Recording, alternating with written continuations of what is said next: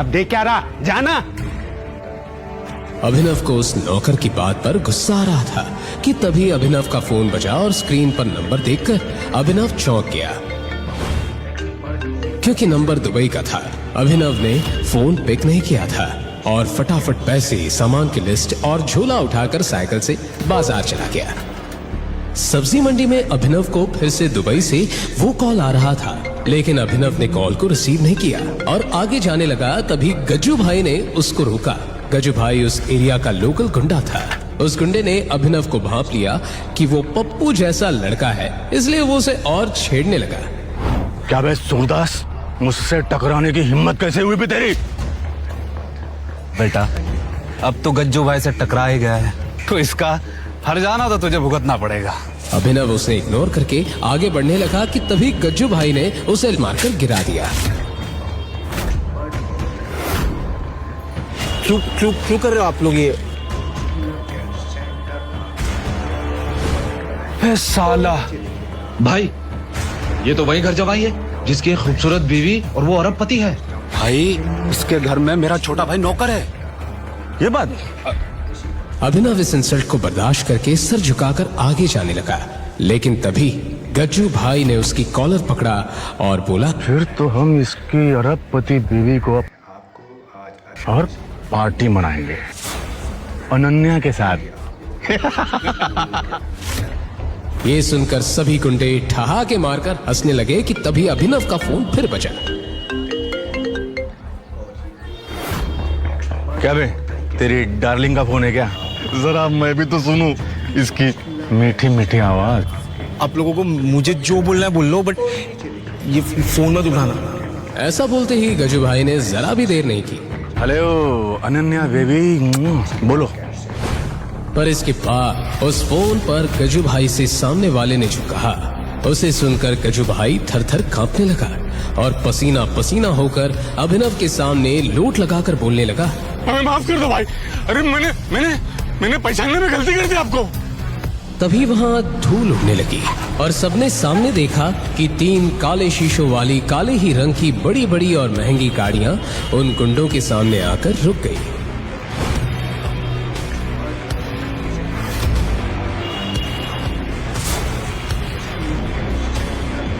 बोला था ना फोन मत उठाओ, उनको लोकेशन मालूम पड़ेगी मेरी।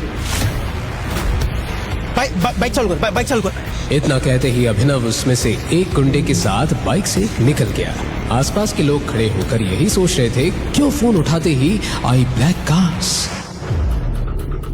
राशन किधर है? एक छोटा सा काम कहा था तुझसे, वो भी नहीं हुआ। सीरियसली अभिनव, बाजार से तुम सब्जी भी नहीं ला पाए। यू नो व्हाट, जाओ मेरे कमरे में जाके जाले साफ करो। तुम्हारे नाजुक हाथ उसी के लिए बने। यूजलेस। अनन्या अभिनव से जल्द छुटकारा पाना चाहती थी और उसे सबके सामने जलील करके वो खुद चाहती थी कि अभिनव ही उसकी जिंदगी से चला जाए कि तभी अनन्या को उसकी फ्रेंड का कॉल आया। हाँ काजल। हे अनन्या, तुम खंडाला अकरम सर की पार्टी में आ रही हो ना? वहाँ पे हमारे कॉलेज के सारे फ्रेंड्स आ रहे हैं। नहीं यार, मेरा मूड नहीं है, I am not coming. Ananya, mafia king Akram sir का इनविटेशन है, ना कहने का तो सवाल ही नहीं उठता। तुझे आना ही है और हम सब अपने अपने हस्बैंड के साथ आ रहे हैं। और तुझे ना अपने उस घर जमाई को भी साथ लाना है। तुझे उससे छुटकारा पाने का मौका मिल जाएगा। क्यों? क्योंकि वहाँ पे माफिया वर्ल्ड के कई लोग आने वाले हैं। यस, अभिनव को रास्ते से हटाने का ये सही मौका है। चल ठीक है, आ जाती हूँ, लेके आऊंगी उस निकम्मे पति को मेरे साथ। अभिनव ये खड़ा सुन ही रहा था कि तभी फिर से उसका फोन बजा और स्क्रीन पर दुबई का नंबर देखकर अभिनव घर से बाहर चला गया। मेरे निकम्मे पति के गांव से किसी फ्रेंड का कॉल आ रहा था। चल ठीक है, ले आऊंगी उसे अपना ड्राइवर बना के। ओके ठीक है, मिलते हैं, बाय।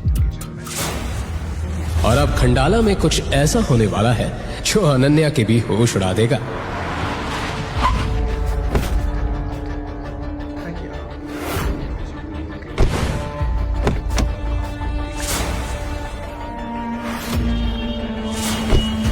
अगले दिन अनन्या अभिनव को लेकर कार से खंडाला आ गई। कि तभी होटल को देखकर अभिनव की आंखें फटी की फटी रह गई। तुम्हारे पूरे खानदान में शायद तुम इकलौते इंसान होंगे जिसे इतने बड़े होटल में कदम रखने का मौका मिल रहा है। कि तभी वहां अनन्या के कॉलेज के बिगड़ैल रईसजादे दोस्त उसे मिले और उनमें से राज नाम का घमंडी लड़का जो अनन्या पर पहले से लाइन मारता था, उसने अभिनव को नीचा दिखाने के लिए कहा, अनन्या, ये क्या अपने हस्बैंड की जगह अपने नौकर को ले आई ट्रिप पर? यही मेरा हस्बैंड है। व्हाट? अभिनव के सिंपल से कपड़े देखकर अनन्या के फ्रेंड्स और उनके हस्बैंड मुंह बनाने लगे, पर आज जो होने जा रहा था उसका उन्हें अंदाजा भी नहीं था। और तभी होटल का मैनेजर आया और बोला, एक्सक्यूज मी सर, अकरम सर की पार्टी शाम में, तो अभी का लंच और ड्रिंक आप अपने एंड से पे कर सकते हैं। जैसे ही वेटर मेन्यू कार्ड लेकर आया तभी आर्यन नाम के लड़के ने अभिनव को फंसाने के लिए अनाउंस कर दिया, हे गाइस, आज खाने का बिल अभिनव भरेगा। मैंने ऐसा कुछ भी नहीं कहा। लेट्स क्लैप फॉर अभिनव। महीने के 6,000 रुपए कमाने वाला ये नौकर हमारे लाखों के बिल भरेगा। Clap clap clap clap clap. Abhinav को समझ ही नहीं आया कि 1 मिनट में ये कैसे क्या हो गया, और वहीं अनन्या भी यही सोच रही थी। ये क्या किया अभिनव ने? ना तो मेरे पास इतने पैसे है कि मैं आज का बिल भर सकूं, और ये अभिनव तो खुद ही भीख पक्का है। और हाँ गाइस, अभिनव ने यह भी शर्त रखी थी कि अगर आज वो ये बिल नहीं भर पाता है तो राज अनन्या के साथ। व्हाट? अभिनव, अपनी औकात में रहकर शर्त लगाओ। मैं तुम्हारी कोई प्रॉपर्टी नहीं हूँ जो मुझे तुम दाव पे लगा दोगे। अनन्या मेरी बात सुनो, मैंने ऐसा कुछ Just shut up! Shut up! अभिनव यहाँ अनन्या को समझाने की कोशिश कर रहा था कि उसे फंसाया जा रहा है। अले अले अले अले, शर्त लगा करके पीछे नहीं हटते। क्या हुआ? पैसे खत्म हो गए? वेटर! राज ने अभिनव को बोलने का मौका ही नहीं दिया। होटल के महंगे से महंगे फूड और ड्रिंक्स का ऑर्डर लगाता गया। तभी काजल की नजर एक बॉक्सिंग रिंग पर पड़ी। हे राज, तुम कॉलेज टाइम में बॉक्सिंग चैंपियन थे ना? तो क्यों ना तुम्हारे और अभिनव के बीच एक फाइट हो जाए?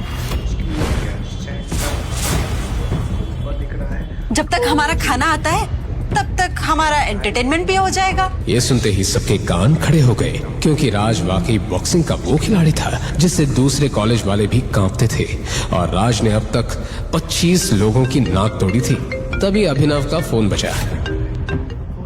अभिनव सर का फोन आ रहा है, और पता है कॉल किसका आ रहा होगा? घर के रघु काका का। फोन करके कह रहे होंगे, ए अभिनव, सफाई करके नहीं गया क्या तू? तो क्या बोलता है फिर? हो जाए, आज पता चल ही जाएगा कि अनन्या के लिए कौन बेस्ट है, तू या मैं। अभिनव, अभी भी मौका है, मना कर दो। अभिनय जीजू, क्या तुम्हारे अंदर हिम्मत नहीं राज से कंपटीशन करने की? अभिनव को अब गुस्सा आ गया और उसने बोला, मैं बॉक्सिंग करूंगा। गाइस, तो आज अभिनव मार खाएगा और हम खाना। राज भी तैयार होकर बॉक्सिंग रिंग के अंदर आ गया। वहां दूसरी तरफ आर्यन और उसके दोस्त महंगे ड्रिंक्स और खाना ऑर्डर करने लगे। तभी राज ने अटैकिंग मोड में आकर अभिनव को एक पंच मार दिया और अभिनव के मुंह से खून निकलने लगा।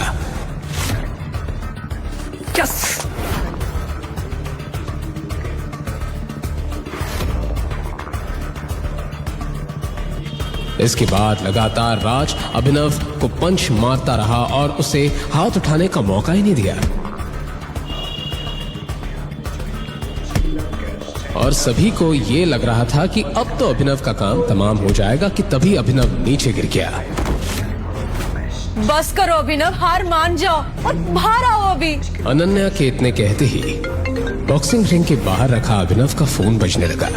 अनन्या उसका फोन ना देख ले, इस जल्दी में अभिनव उठा और जैसे राज उस पर अटैक करने ही जा रहा था कि तभी अभिनव ने राज को एक इतना जोर का पंच मारा कि राज वहीं बेसुध होकर गिर पड़ा, और अनन्या की नजर अभिनव के फोन से हटकर नीचे पड़े राज पर गई।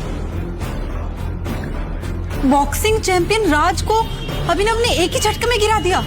ऐसा पंच तो कोई प्रोफेशनल खिलाड़ी ही मार सकता है। ये अभिनव जरूर कुछ छिपा रहा है। तभी अभिनव बाहर आया और अपने फोन को उठाकर उसने रख लिया। कोई बात नहीं राज, अगर उसने तुझे यहाँ हरा दिया तो टेंशन मत ले। हमने बिल इतना ज्यादा बढ़वा दिया कि उसकी 7 जन्म भी ये बिल पे नहीं कर पाएगी। सर ये रहा आपका बिल 5,40,000। क्या? कोई बात नहीं, हमारे अभिनव साहब है ना, वो सबका बिल देंगे। पर तभी अभिनव को देखकर वो वेटर थोड़ा कंफ्यूज हो गया। उसके कपड़ों से उसने उसे तुरंत जज कर लिया था। सर रिसेप्शन में आइए प्लीज। ध्यान रखना कहीं ये भाग न जाए। अब सबकी नजरें उस वेटर पर थी। अनन्या घबराहट में पसीना पसीना हो रही थी कि आज राज न जाने उसके साथ क्या करेगा। इसके बाद जैसे ही वेटर ने अभिनव के हाथ से काट लिया और स्वाइप किया तो उसके चेहरे का रंग बिल्कुल उड़ गया। क्या हुआ? अभिनव के कार्ड में बिल्कुल भी पैसे नहीं है क्या? इसके कार्ड में पैसे नहीं है तो बता दो ना, इसकी इज्जत की चिंता मत करो। यहाँ अनन्या के चेहरे पर रंग उड़ता जा रहा था क्योंकि अभिनव ने पैसे नहीं दिए तो राज आज अपनी सारी भड़ास उस पर निकाल लेगा। आखिर बात क्या है? क्या इनके पास बिल्कुल ही पैसे नहीं है? इससे पहले कि वेटर कुछ कह पाता, अचानक होटल के मेन डोर पर कुछ Z+ सिक्योरिटी